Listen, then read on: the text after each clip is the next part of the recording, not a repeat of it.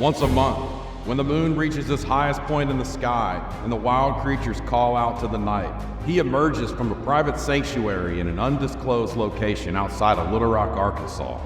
Arrayed in his priestly vestments, carrying forth the good news that comic books and graphic novels aren't just for kids, that they aren't just mass and spandex superheroes, that storytelling in a graphic format can be so much more. He is the graphic novel apostle.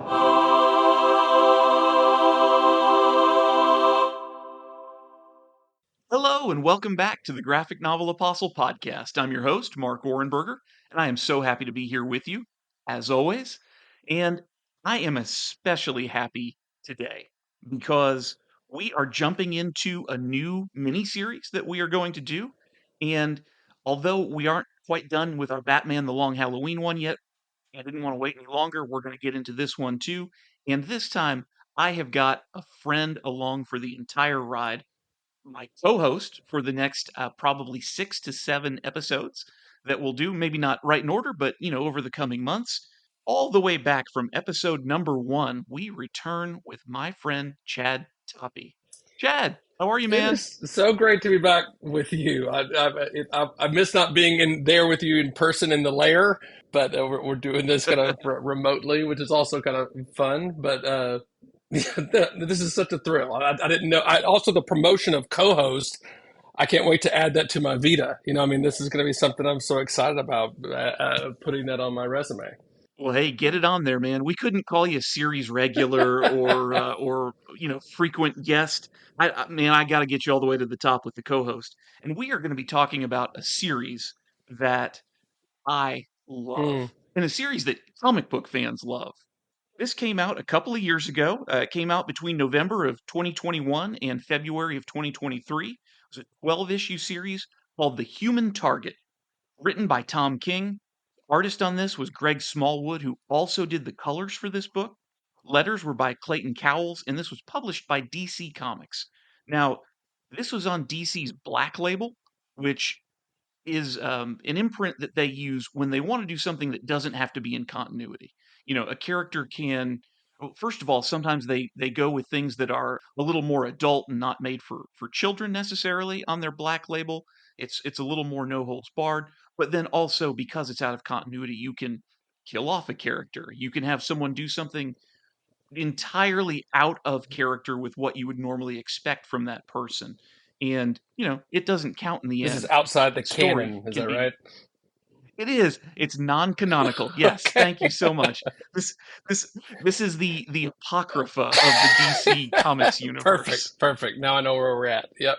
Oh man. And been wanting to do this series for a while.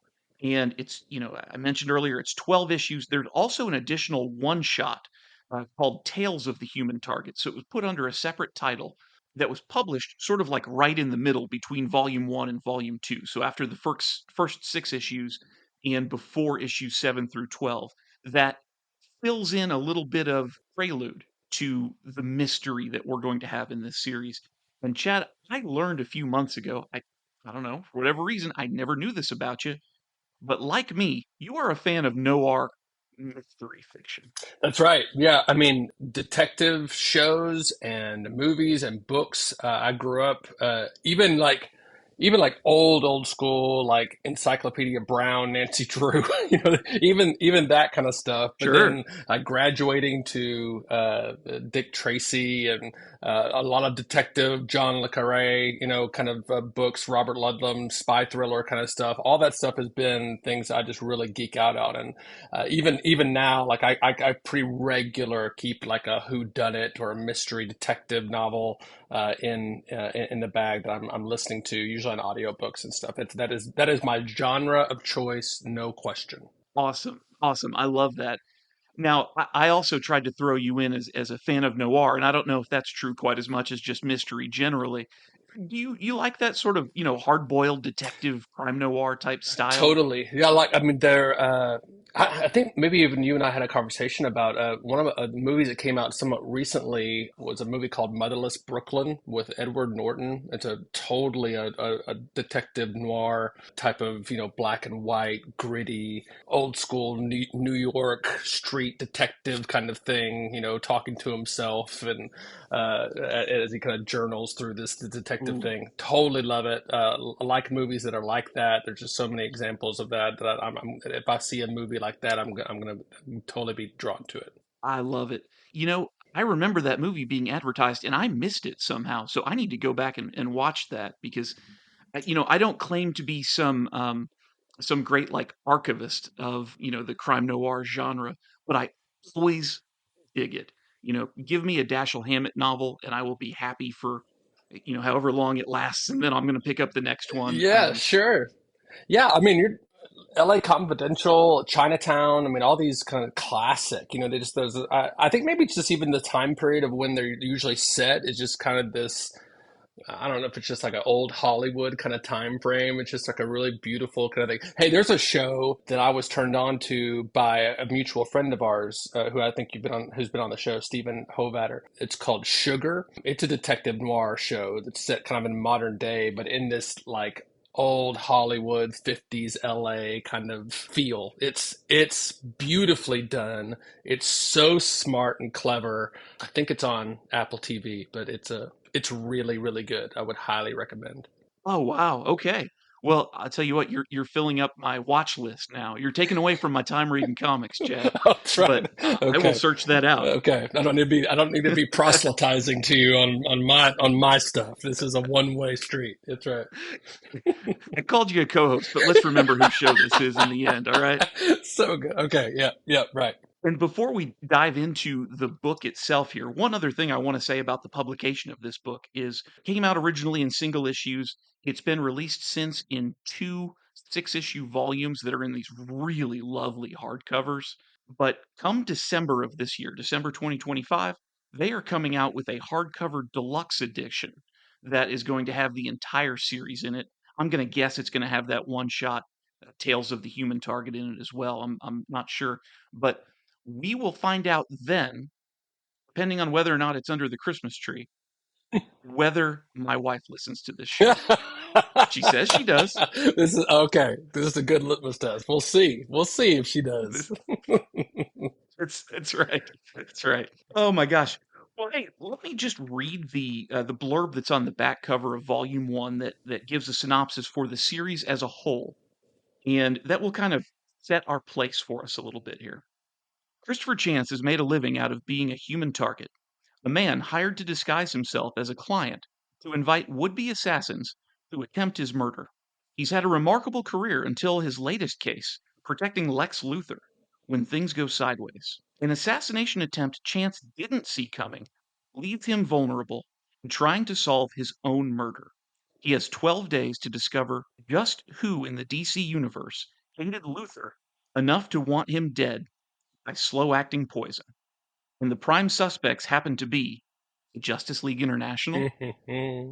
So Chad, this has got all the makings of a great yeah, mystery. for real. And when you even brought this up to me, I mean, first of all, one of my first reactions was, who is going to want to listen to a 6 episode thing about a comic book? So, I mean, that the first thing. Everyone. But also, I was thinking, meeting up with you and hanging out for 6 different times does sound like a really fun time. And when you told me that this was a murder mystery involving DC superheroes, and I saw like the cover of the artwork on one of the books or whatever. I just totally knew. I'd never heard of it. There's a picture of one of the opening covers where it has this guy who I'm not familiar with, the Human Target, from the lore, but all of these other like fists coming out of the side of the book with the Green Lantern's ring and the Batman, even it's a real recognizable just kind of hands there. It's like, oh boy, that a murder mystery of DC superheroes. Yeah, like I'm reading this book regardless of whether or not I'm talking about this online or not. I've said before here on the show, I am certainly no expert in DC Comics history. I know the big characters. Over the last few years, I've gotten more familiar with some of the lesser known characters, but I don't know, just deep DC lore has never been my thing. And so there were characters in this book that were brand new to me, that I really did not know anything about. And frankly, I kind of liked being able to come into this series without the baggage of everything you might know. So Superman is not a character in this book, Right. but Batman is. And of course we know everything about Batman. Really, all you need to know about Batman for this series is that he's a great detective too. Right. You know, but even that is not hugely important, really, for how this story is going to play out. Let's talk about this creative team. Tom King, this writer, who, by the way, Chad, I don't remember. I've probably told you this. I don't know if I have or not, but he is a former CIA agent. He's very into like the spycraft kind of stuff, the mystery, like the deeper plot. And I also understand from listening to different outlets that talk with him on some regularity that he is a big crime noir guy. Like you'll find him at those noir all day marathon screening festival kind of things, and so this is his genre to be writing in. In fact, I sent you something about another one shot comic that he did for DC that was Batman and Elmer Fudd, and it was a crime Yes. noir mystery, Yeah. I didn't bite. which sounds. But Oh, you I didn't.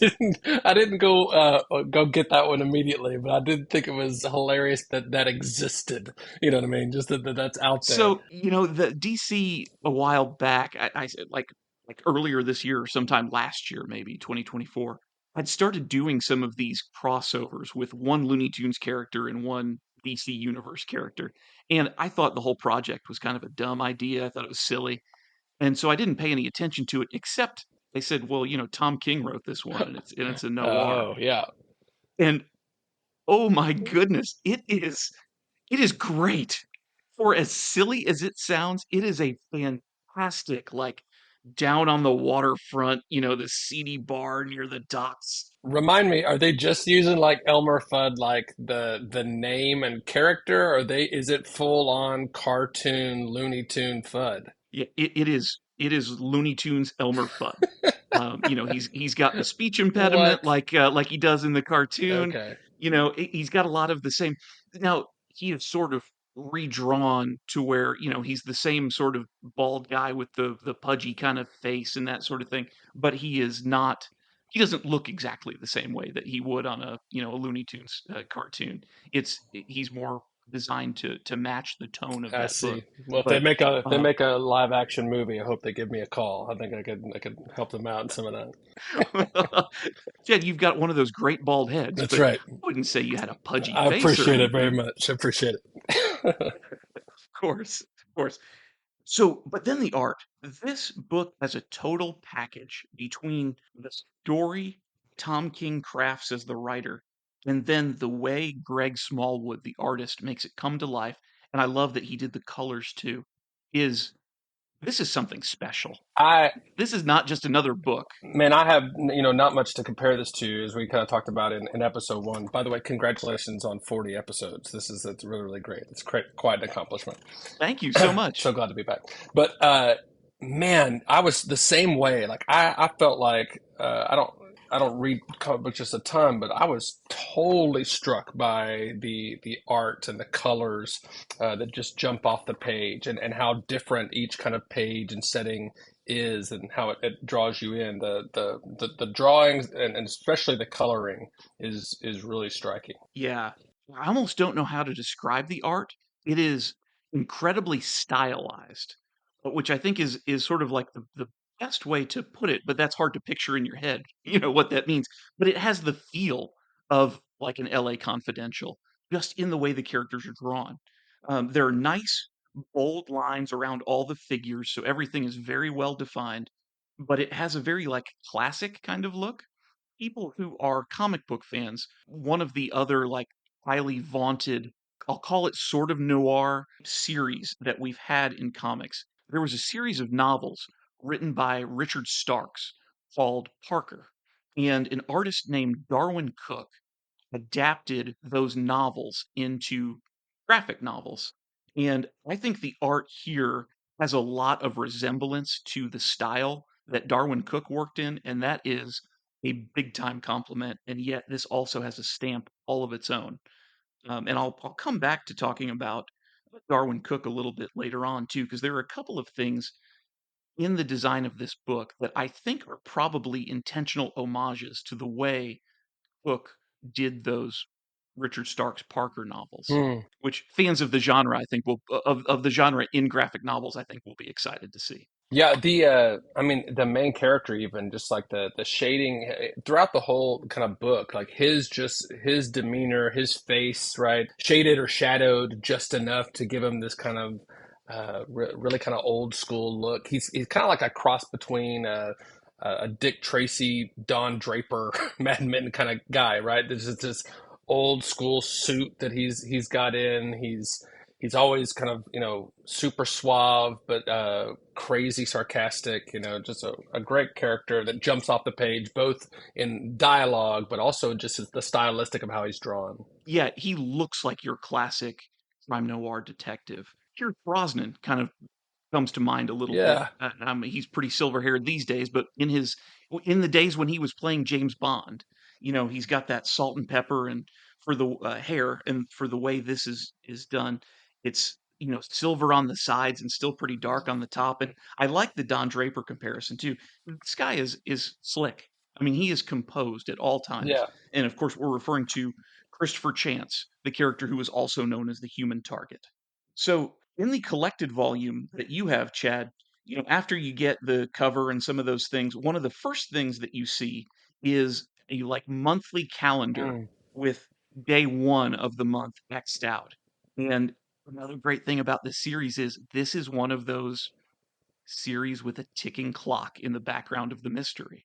It's a genius device, right? It's a great way of setting up kind of how we're going to be keeping time. That in there are 12 issues, and so if you even if you're kind of, I can imagine that if you were reading this and when it was coming out, right, you're waiting for each of these issues to kind of come, and there's 12 of them, and the story just kind of leads up from the even very close to the beginning, knowing that there's this clock ticking of 12 days that he may have to live because of this. Well, I guess we'll find out when we get into the thing, but just the calendar's used that way where we know 12 days, 12 issues. This is going to be kind of a 24 type of series, right? Where Jack Bauer is going to be, we got to save the world. We got to figure this out. And we have only so much time.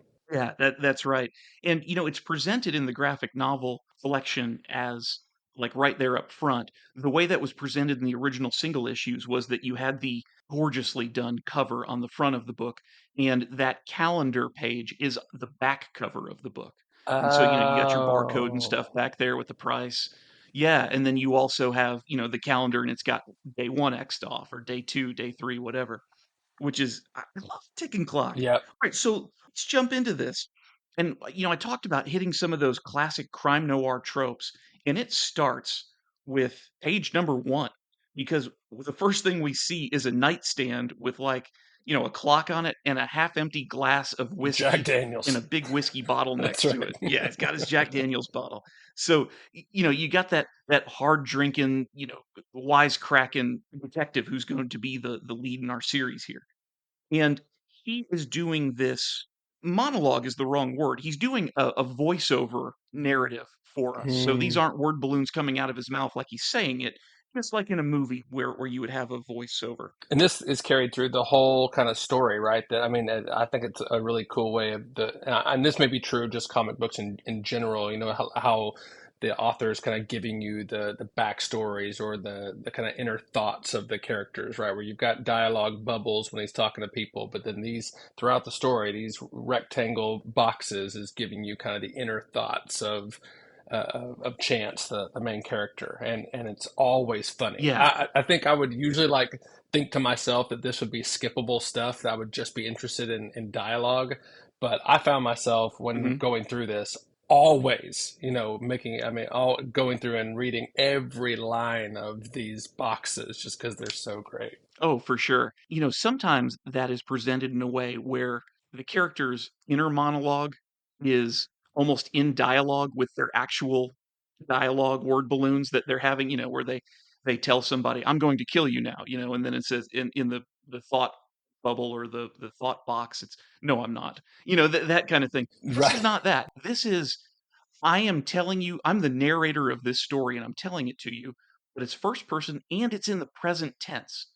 It's told in the present tense, both right where we begin, which as it turns out is at the end of the story, Right. and then is told in the present tense once we jump into, day one and get to the start of the story. And so to explain what I mean by us starting here at the end of the story is while we're getting this narration from Christopher Chance, who, we talked about the character design, handsome man, and you talked about him always being buttoned down in the suit and everything. And he is a man who can cut a suit. Right. He looks great. That's right. And, I think that's kind of part of what makes the series appealing too, is that you have these very attractive characters, in our femme fatale that we're going to meet in issue 2 as well. But anyway, he's making reference to her a little bit, some woman that he's thinking about. He can still kind of smell her perfume in the air a little bit. And he's straightening up his suit and he's saying he's doing it for the last time. He's also having these coughing fits, and we're seeing that. And, it's not clear to us exactly what it is. We see him go over, he's in a hotel room at this point, and he goes over to his nightstand and he reaches in and he takes out that little complimentary pad and pen. And we see him scribbling out a note of some kind. And then he says, I get what I need. I put the pen back. I close the drawer. I lie on the bed, and then he starts kind of just giving his last few thoughts a little bit. And he's lying perfectly still and straight on his back. And then he just says, I die. And then we turn the page and we see that note, and scribbled on this hotel note, it just says, I love you too. And so we don't know more than that at this point, but that's his apparently dying sentiment. And we see that that's marked as day 12 as we see the deceased face of Christopher Chance. The big reveal is that this is day 12 of this story, so we're jumping ahead. This is what the kind of end looks like, and then the book does a really cool thing that immediately goes from day 12 to all of these boxes on the next 2 pages, giving just a little glimpse, just a little snapshot of day 11, day 10, day 9, going backwards. We're going to kind of the beginning of the story, and so each one of these boxes has a new character, or some, there's one that has a gun, or a hand holding a glass, a woman speaking, right? We don't know what's going on. We don't know who these people are or what the context is for this happening, but we know we're kind of rewinding the tape, coming back from day 12, going back to how this start, how did we get here, kind of thing. Yeah, I love that because there's not enough information here that we could really divine anything about the story, except that we still have this feeling that we've got some glimpse of at least there's still going to be a story going on 11 days into this. And as it winds all the way back from day 11 down to day 1, focuses on a cup of coffee Mm, sitting on a table. And that's all we see of the day 1 box. Well, as we turn the page then and then get into the story proper, it is now day 1. And mm, we have the appearance of Superman's greatest nemesis, the wonderful arch villain of the DC universe, Lex Luthor. And he's standing there in his office and he is preparing himself to get ready to go out on stage and make a presentation at this shareholders meeting for LexCorp, which is the name of his giant corporation. Except we, as the readers, know from the narration boxes that this person who appears to be Lex Luthor is actually Christopher Chance, the human target. And he's explaining how if he was still in his younger days, he would have shaved his whole head to pull this act off, but he's a master of disguise and he's got, a bald cap on instead. And he also explains a little bit about himself because, look, the human target, Christopher Chance, this is not a major character in the DC universe. Something Tom King is well known for as a writer is that he loves to dig out these obscure characters. They could be from the 70s, from the 80s, whatever, that have really never been utilized in any real way. And so they become kind of a blank canvas. And he can impose on the character basically everything that he wants to design himself except for the thing that is known, like what the character does or what their power is or whatever.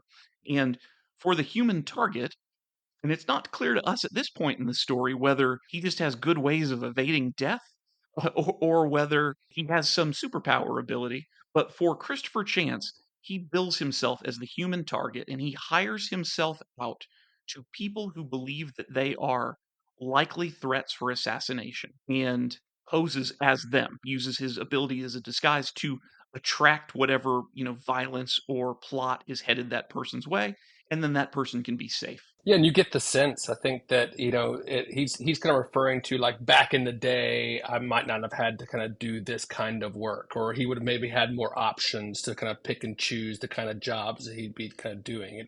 He's definitely expressing that like he's not enjoying having to work for the likes of Lex Luthor, right? That this is something that he's doing more out of a necessity or because he probably needs the money. We've seen kind of where he's living, so he needs money, but it also is kind of referring to, I guess, there may have been like a golden age where years ago he was doing this and getting to pick and choose from because the clients that he had coming in were higher or people that he would be more respecting of. Yeah, and those salad days are behind him at this point. So now, as Lex Luthor, Christopher Chance walks out onto this stage at this shareholders meeting, and it's a lot like when we used to see Steve Jobs present the very first iPhone or the iPod or the next generation or whatever, where he is on this stage, otherwise completely empty, all by himself with this huge crowd that's clapping for him, which is funny to think about Lex Luthor being the one who's getting this kind of, giant round of applause from an audience. And as he stands there and starts his speech in the character of Lex Luthor, we see written on the page this bang. And we discover that someone from the audience has shot Lex Luthor and attempted to kill him, shot him in the chest. So I should say this too for our listening audience. In reviewing this issue, getting ready for doing this episode, this struck as a little different today than it might have yesterday. So you and I are recording this episode on September the 10th, Mm. the day that Charlie Kirk was shot and killed while doing a presentation, holding an event at a university in Utah. And so, that feels a little different today as we talk about that. I read it back this today too, and I was thinking similar kind of thing. I mean, we're talking about kind of comic book stuff and this, just kind of it's the starting of the story, but that how even in comic books it kind of overlaps in real life. It was a crazy thing to kind of notice that. You're right. I didn't notice it. I mean, it wasn't something that I was tying to any kind of event when I first read it this summer when we were going through it. But today, going back, knowing I was preparing for tonight, it definitely hit different. Sure. And by the time this episode comes out, that'll be about a week and a half ago. But, it just certainly don't want to, make any kind of political remarks Sure, here or anything like that. I just mean to say it almost feels like you can't just go without comment when, you see a public assassination like this. that's right. Well, the good news, at least for Lex Luthor, is that first of all, Lex Luthor himself has not been shot at all. It was Christopher Chance. And as Christopher Chance, in the disguise of Lex Luthor, falls backward on the stage, this gunman jumps up on the stage and he starts rattling off his ideas about how he's just destroyed the king of evil and how Lex Corp is so bad. And he opens his coat and he's got, it looks like a bomb strapped to his chest. And he's sort of delivering his audio manifesto, I guess. But as he does it, Christopher Chance has gotten up from the floor and from behind just nails him over the head and knocks him out. And then, of course, security is able to take this guy off and arrest him. Yeah, this guy was nothing for Christopher Chance, who was obviously planning on this something like this happening. I mean, there was obviously something that Lex had had some kind of forewarning that something like this might go on, or maybe this is just something he always just plans on and does this on the regular. But yeah, this was something Chance was ready for and took care of business really quickly. And then we go into a scene very next where now it's Christopher Chance sitting in Lex Luthor's office or living room, and they're having a conversation kind of now about this incident. Yeah, they're kind of debriefing after the fact, and they've sort of unwound how it was that this assassin got in and who all was involved in the plot. Christopher Chance is sort of reminding Luther, like, look, I took a bullet for you today. Right. You should probably be pretty nice to me. And, I failed to mention something that's going to become important right now. And that is when we saw Christopher Chance dressed as Lex Luthor kind of backstage and he's talking to one of Luthor's assistants who thinks that she's actually speaking to Lex Luthor, that he makes this offhanded remark about he's drinking this cup of coffee getting ready and he's like, it's tinny, it's gross, but I would have thought Luthor would have better coffee, but whatever, here we are. So as Chance and the real Lex Luthor are sitting in Luthor's office having this conversation, and now they're getting into the scotch, I guess, because they're celebrating. But Christopher Chance starts coughing, and it's one of those things. I guess his vision is probably going a little blurry, and then he drops his glass, and he is unconscious. And the next thing we know, he is waking up behind the wheel of a car. He's driving down this really lovely kind of country rural road. He's going 80 miles an hour. He's in this convertible, and he's narrating again. And he says, "I don't know where I am. Don't know how I got here. Last thing I remember was being in Lex's office." And then just as he's doing that, his vision starts going blurry on him again, and he drives off the road and crashes into a tree, and he's unconscious. Yeah, it's right here on the very next page where we kind of enter a whole new world, right? Like we've come from what could easily just be like a modern day kind of thing with people like Steve Jobs that we recognize, right? A shareholders meeting that seems very familiar. But on the next page, we've got this guy dressed up. This is clearly a superhero, right? And I wasn't familiar with Doc Midnight as being a major character, but Chance is on a kind of like operating table, a doctor's table, getting checked out by this guy in this hood and goggles and green cape and this whole get up, right? The whole superhero thing. He's being seen the superhero doctor, the doctor to the heroes. That's right. And I've mentioned before, I'm not well versed in my deep lore of DC Comics, but I think Doctor Midnight is one of these like Justice Society of America, going back to the like 40s type characters. And you can kind of tell by his costume is very dated. He looks like a superhero from the Yeah, 1940s, just the way he's got those, kind of goofy goggles and the way his cape hangs over it's him. Watchmen feeling, right? It's like it's kind of like it's right. There's a lot of that kind of Yes. owl kind of thing that goes on. What a great comparison. That's right. He does look like that character from The Watchmen. That is excellent. So in this conversation between Dr. Midnight and Christopher Chance, we get some of the vital information that's going to carry us through the rest of this story.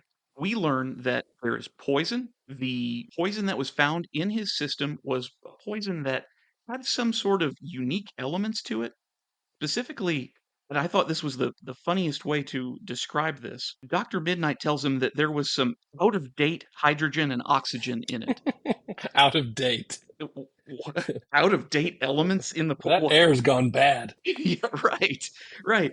But because of that, he was able to, use his forensic expertise to determine when exactly it was that this poison had been ingested, and it was at about 6 o'clock in the morning.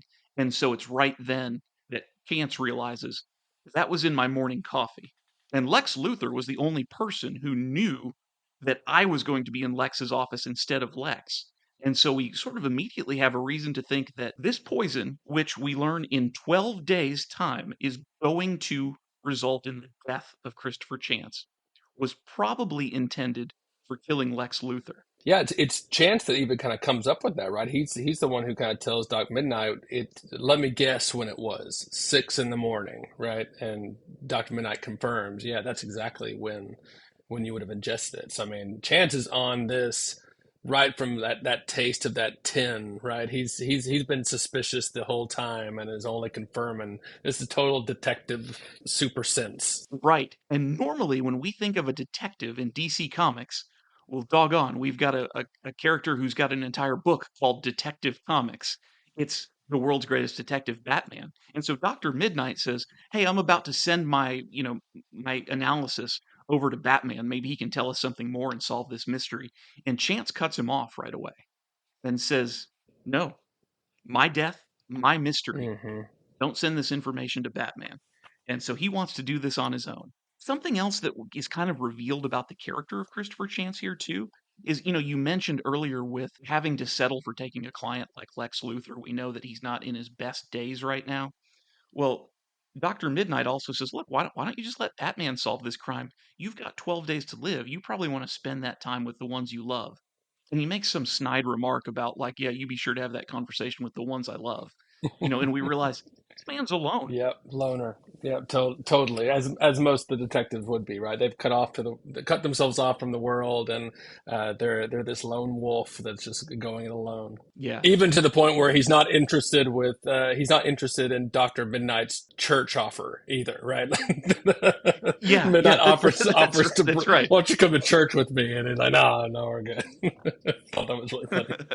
He's not going to use his last 12 days to find religion. No, that's right. So Chance leaves this appointment, I guess, with Dr. Midnight, and he goes back to Lex Luthor, and he's, having a little more conversation with Luthor and explaining exactly what happened. And, of course, Luthor is happy not to have been poisoned to death. He's pleased about that. But, Chance is trying to get some information too, and he's like, Lex, who would want to kill you?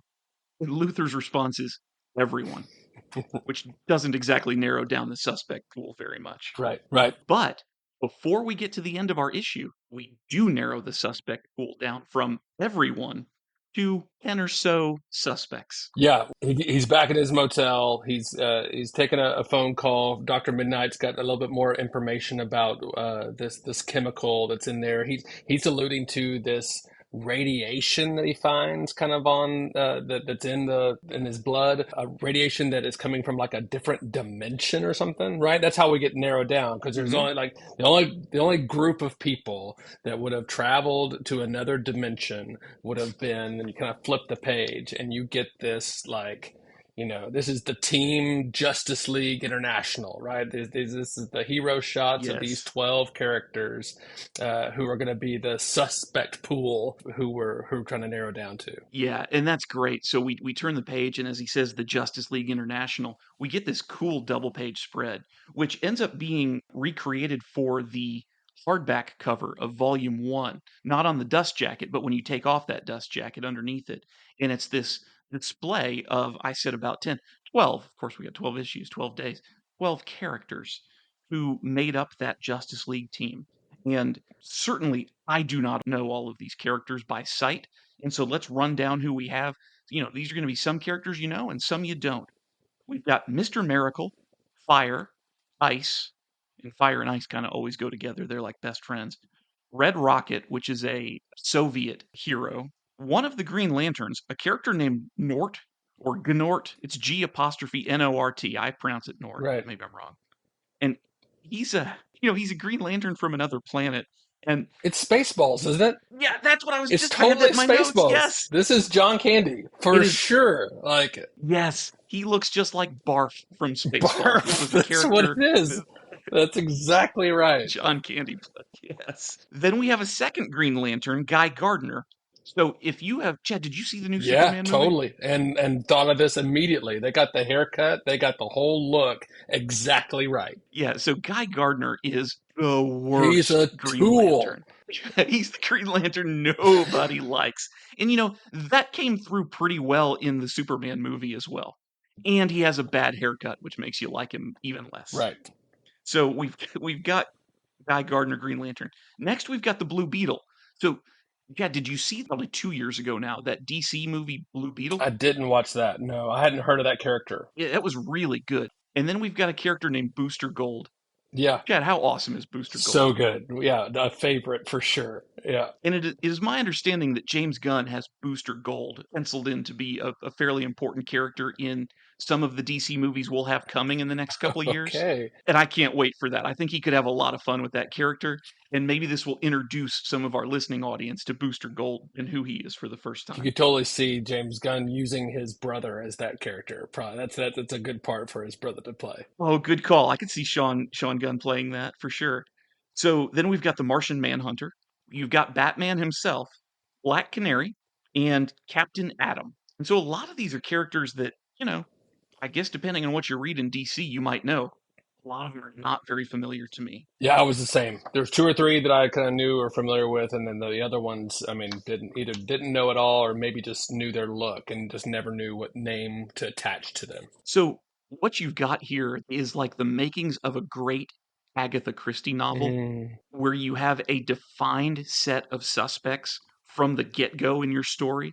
at least we have good reason to suspect, based on the evidence, that it is not going to be someone from outside of this group. Yeah, So that wraps up issue I one. was going to say the way that the issue kind of closes, I thought was also interesting. That on the kind of the last page of the issue, it does something that I don't know if this is common in comic books, but giving you the chapter heading. Like, I mean, it has the issue number at the very beginning, but it doesn't give you the chapter like subheading. And so this has chapter one written on the headboard of his motel bedroom, "When We Are Born." So I mean, that's you're introduced to the story, but you're getting the title at the end of the chapter, not the beginning. Yeah, that's right. And, it is more common, certainly in comics, to have that presented right at the very front. Oftentimes, you have a credits page that is unattached otherwise from the rest of the story. It tells you, who wrote it, who drew it, and some of the other creators that were involved, and as well as like, this is the chat, the title or the subtitle of this particular issue.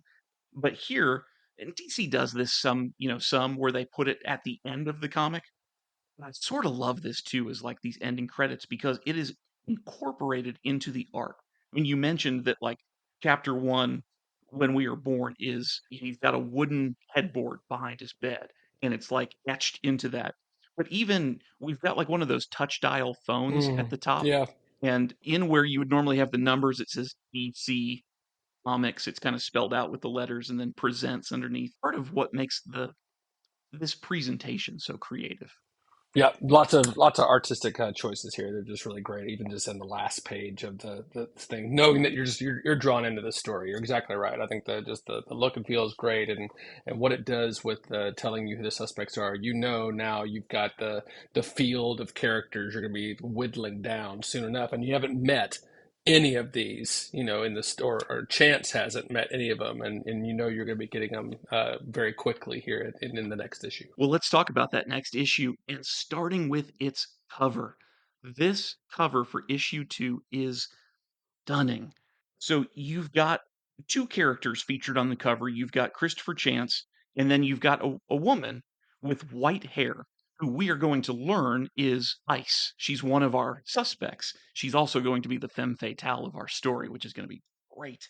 But she's holding her finger up, and of course, ice. She has ice powers, and there's like some frost coming off. It kind of gives me like a Bewitched vibe. Yeah, like yeah, Elsa meets Samantha from Bewitched. That's exactly right. Yeah. And it is gorgeously stunning. Yeah, you've got the white hair from Ice and the white hair from Chance kind of go together with the icicles or the crystals kind of there from the snowflakes. It's a really pretty artwork, whatever. And then the next page, you're opening up to that same familiar calendar that you saw at the very beginning of the first book, and now we've got 2 days crossed out. We're on day two of our story, and this Yeah. time we start in a pizza place. You're kind of introduced to a new character, Chance, and his kind of guess is a friend of his that he's talking with, who is are talking over a slice of pizza that he's being served by this guy who owns this restaurant named Luigi's. Right. This is great. This is a little aside from the comic because why not? We haven't gone long enough. So the reason Christopher Chance is in Luigi's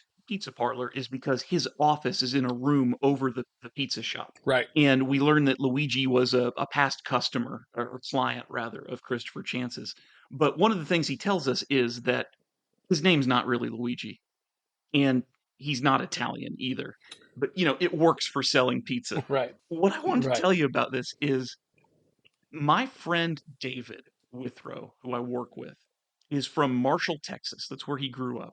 And he told me a story like 2 weeks ago. We were not discussing this comic or anything like that. He was just telling me a story about his time growing up. And there was an Italian restaurant in his town from the time he was a kid called Gucci's.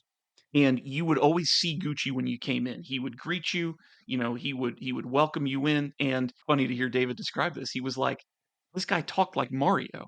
But, this is before the internet. And, what did we know in Marshall, Texas about what an Italian sounds like? And so, he could come in with his over the top, welcome to, right? And so that was just kind of a staple of Marshall, Texas, was this restaurant. And David was telling me that in like 2017, 2018, something like that, this guy retired and there was an article in the newspaper about it. And it was like, all right, beloved owner of Gucci's Italian restaurant is retiring. And his name was actually like Mohammed or something like that, and he was going to retire to his birthplace of Istanbul, Turkey. Classic. Classic. He had just put on the act of Gucci for Give the years. people what they want, man. So, That's right. yes. Well, so we've got a little of that going on with Luigi. That's not going to be important to the story, but it gave me a chance to tell David's story. Yeah, we find that Luigi's kind of like this gatekeeper almost, right? Of chance, right? He's the because he lives downstairs, because the office is upstairs. He becomes this like go between where he can kind of parse out the people who are looking for chance and keep him, I guess, safe if anyone comes looking for him who's going to give him trouble. But in this instance, the gatekeeper has not done his job. He has let up a woman who said that she wanted to speak with him and just let him in the office. And Chance is like, what's the deal with that? You just let her up there? Who is it? Like, I don't know, but But Luigi has such a great explanation. He says, there are some women you can say no to, yeah, and there are some women you just cannot say no that's to. right. And that's something that Christopher Chance is going to go back to later. He's going to, sort of remember those words from Luigi. And before we go in and we meet our femme fatale, I want to point out one other thing. We get this outside shot of Luigi's restaurant, and you see the street sign in front of it. And it's partially cut off, but we see that we're on Infantino Ave. It's just a little Easter egg, and I love this kind of thing when it's dropped into comic books. The character, the human target, was originally created by Len Wein and Carmine Infantino. And so it's a little homage to the guy Oh, who that's created great. the character, the human That's target. cool. Didn't catch that at all. Well, Chad, tell me about our first meeting with this woman with the white hair and the blue dress and the blue eyes. So, I mean, she's stunning, right? So, I mean, the whole drawing, the artwork that they do with ice, is they give her a whole page just to kind of to introduce this character, and she introduces herself as Ice, and they have this big conversation. There's box after box in these pages of this back and forth, quick chat between these two people who are sizing each other up right in this first meeting. In noir fiction, you tend to have one of two types of women who comes into the detective's office. And it's usually either a damsel in distress who's got sort of a girl next door kind of vibe to her, or it is your femme fatale, who from the moment he sees her, he knows she's trouble. And Ice is a little bit of both Yeah, because she's got this very like wholesome look about her right when he walks in. He's immediately taken by her. And in reading this comic, you can feel the chemistry coming off the page between these two characters. Of course, Christopher Chance has just eaten a slice of pizza with Luigi, and Ice has got her handkerchief, and she notices he has a little sauce on his face, and she's going to wipe it off. And it's like you can feel yeah. the static electricity between the two Can characters, we and also it is can we something. also mention something that I think is also true about all detective noir good like shows or movies, and that is window blinds, right? All throughout Oh yeah, these pictures, right? You've got these shades of light coming through these window blinds from his office, probably coming from the neon pizza sign outside or whatever. But in all detective shows, isn't that a thing, right? You just got like these the shot of the woman or the mysterious lady, right, who's going to be shaded just partially across her, bright yes. eyes. It's great, and they do that all throughout this little interaction here. Oh, the street lamp is always going to be shining in through those blinds, and it is just Yeah. it's part of the scenery, yeah, of this type of detective story. That is a great notice. It adds to the ambiance so much. Well, Chance decides, hey, why don't we go for a drive someplace, and let's find out what Ice wants. And by the way, he doesn't want Christopher Chance to solve some mystery for her, nor does she want him to like take a bullet for her like Lex Luthor did. Her intentions are a little less clear, but she reveals to him that she had gotten a call from Dr. Midnight, Right. who told her that somebody from the Justice League International, and specifically the time when she was on the team, so the composition of the JLI that she knows had to have been the killer.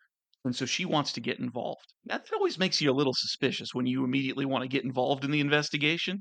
I've watched enough Criminal Minds to know that. But at the same time, Christopher Chance is sufficiently smitten with her that he doesn't seem to mind. That's right.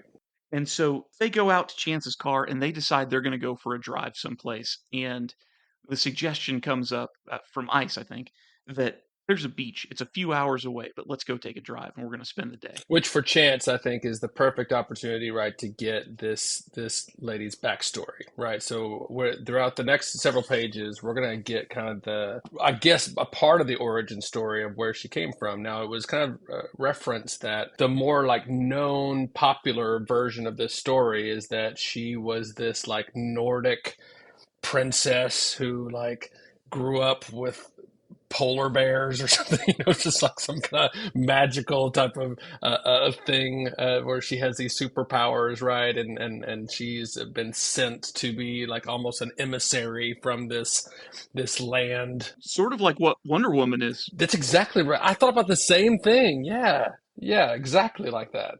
But that's not the whole story. No. She comes clean a little bit and kind of is getting vulnerable to Chance a little bit by giving her a little bit of her backstory. And basically, as a young child, she, starts showing signs of having these powers. And her father is kind of shelters her, kind of like Elsa from Frozen, right? And doesn't want her to be noticed or ostracized by a community, particularly not her grandfather, who I guess would react badly if he knew. This is kind of X-Men feel too, right? That there's a sensibility about Yes. mutant powers or superheroes. What do you do with these people who are different? And Granddad does find out. He does react badly. Dad stands in the way. There's a scuffle and a fight, and the little girl, in trying to help her dad, ends up killing both Granddad and Dad. That becomes this like She tragic hadn't learned to story. control her powers Yep, yet. that's right. Right. So she freezes them to death with these ice powers.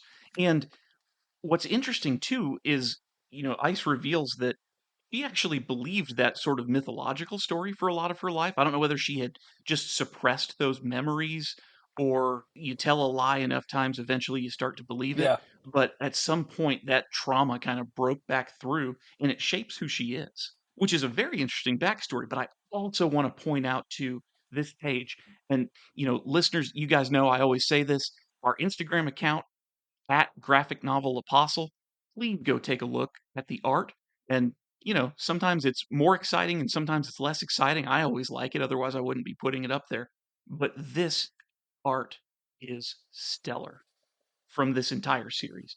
But on this particular page where we get this backstory of Ice, Mm. we have kind of not monochrome is the wrong word, because it's like a Two-tone, yeah. duochrome. Yeah, yeah, yeah. Two-tone blue and white with some black in it on the, like, all down the right-hand side of the page, and it is text heavy on the left-hand side of the page, but we don't have traditional panels. It's just sort of in a column down the page.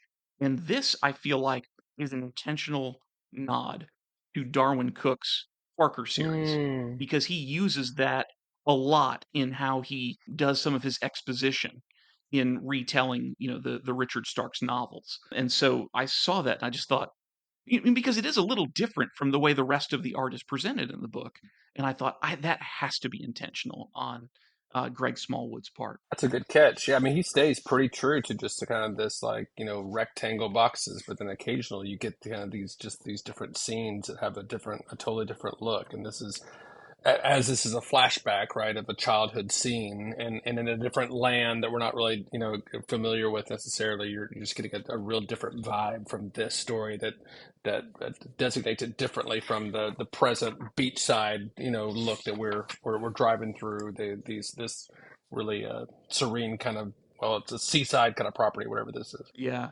And over the course of the day, they have this very romantic get to know you walk along the beach. They're like skipping stones that aren't actually stones, but like ice cubes that Ice is making in the palm of her hand. They go have dinner together. They end up going for a swim.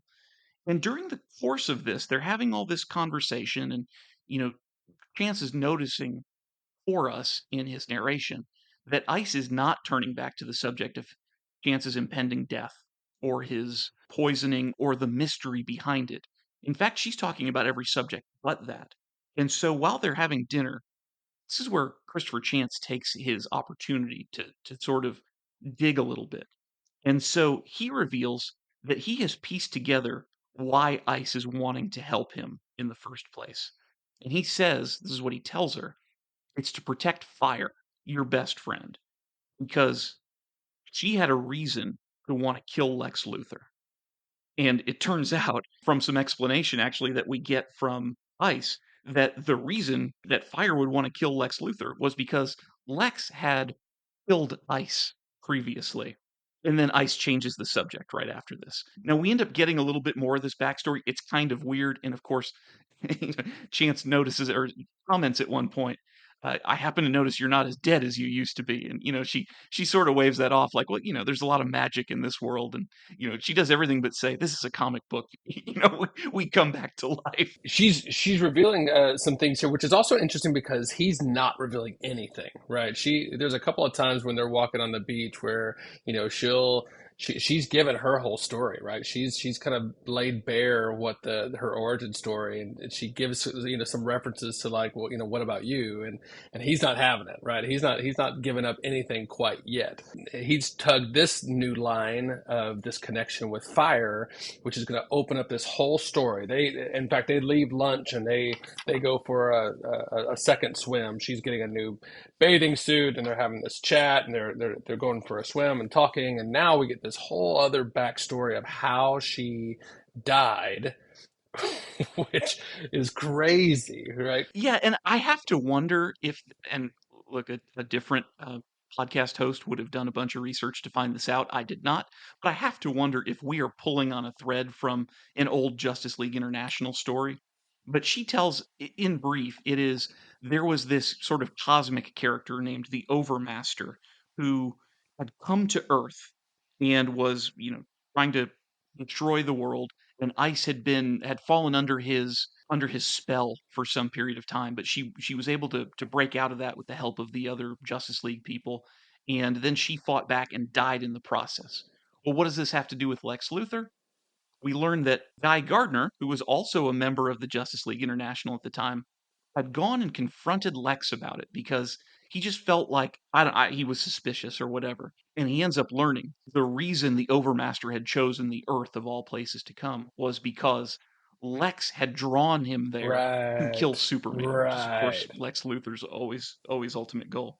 And in the process, Ice gets killed, and so this information is then passed on from Ice to Fire, and Fire can't deal with this. This is too much to know that her friend, who apparently is now back from the grave, had been killed because of Lex Luthor's desire to destroy Superman. Which kind of gives us three kind of suspects right there together. Right now, all of a sudden, Ice definitely has a motive, right? Because she was killed and now is back, and she found out that Lex is to blame. Fire, the best friend, would certainly have a motive to want to get back, and then the boyfriend, who's a tool, right, and Yeah. just kind of runs off at the mouth. It would totally be in there as being something who would go and want revenge. Right. And you can tell as well, he is one of these super possessive ex-boyfriends and, still jealous. And yeah, so all three of these are viable suspects for wanting to kill Lex Luthor. But over the course of this romantic day, aside from all of this info dump that we've gotten here, we have also seen a bit of puppy love develop between Christopher Chance and Ice. They kiss while they're out there in the water, and they drive home together. And at the end of the night, Ice is dropping Christopher Chance off back at his house, and they make an agreement that they're going to get together again the next day, and that they're going to partner up and try and solve this murder together. So today was fun. The real work begins tomorrow. Yep, and besides the puppy love stuff, I mean, you're also seeing a lot of coughing too. So I mean, there's this constant thread that reminds you of this ticking clock that Chance is on borrowed time here, and he's not getting any better. So at the end of this swim that they kind of have together, he gets into a coughing fit and needs to call it a day, and that's when they go home. And let me just read the voiceover because it reveals a little more about the mind of the human target and gets us thinking a little bit differently as we wrap up this issue. So let me just read the last page and a half or so of the narration. I say that I'd like her help, and that I'd call her in the morning. And I know it's the wrong move. But like Luigi said, there are some women you can say no to, and some you can't. At least I didn't tell her about Doc. Give me that. So here he goes on to Mm. explain. I didn't tell her it was just me on the phone doing Doc's voice like I do, or that Guy had already stupidly confronted Lex about Overmaster and about blaming Lex for Ice's death. Information Lex was only too happy to share with me yesterday. I knew she'd make some excuse. I knew she'd come, and I'd get a chance to see up close the woman who might have killed me. And then, right in the very last panel, he adds, I can still smell her perfume on my suit. Such a tease. He is Oh conflicted. yeah, man. This is I mean, if how you not just go ahead and read the third issue, right? If you've got it there next to you, you want to that was a huge big deal, right? Finding out that he knew all along, he set this up, putting things in motion where Ice would then come to him. He told her in the first place. I mean, his chances playing this perfect. Yeah. And so he is a sly character. We are going to get to know him so much better as we move on through the next 10 issues that we will have over a series of 5 more episodes. And probably that Tales of the Human Target one as well in a separate episode. And Chad, I am so glad we're doing this It's been together. so Thank fun, you for being man. here. Loved it. Really, really great. Can't wait till the next one. Cool. Well, to all of our listeners, thank you so much for being with us as well and joining us for this adventure. I hope you'll stick with us through all the journey. Hey, if you like what you heard, go to your podcast platform and give us a rating. 5 stars is a good number. A review, whatever, anything like that that helps people find the show. I appreciate you taking the time to do it. To all of you, thank you for being here. To Chad, thank you. And until next time, keep reading those comics.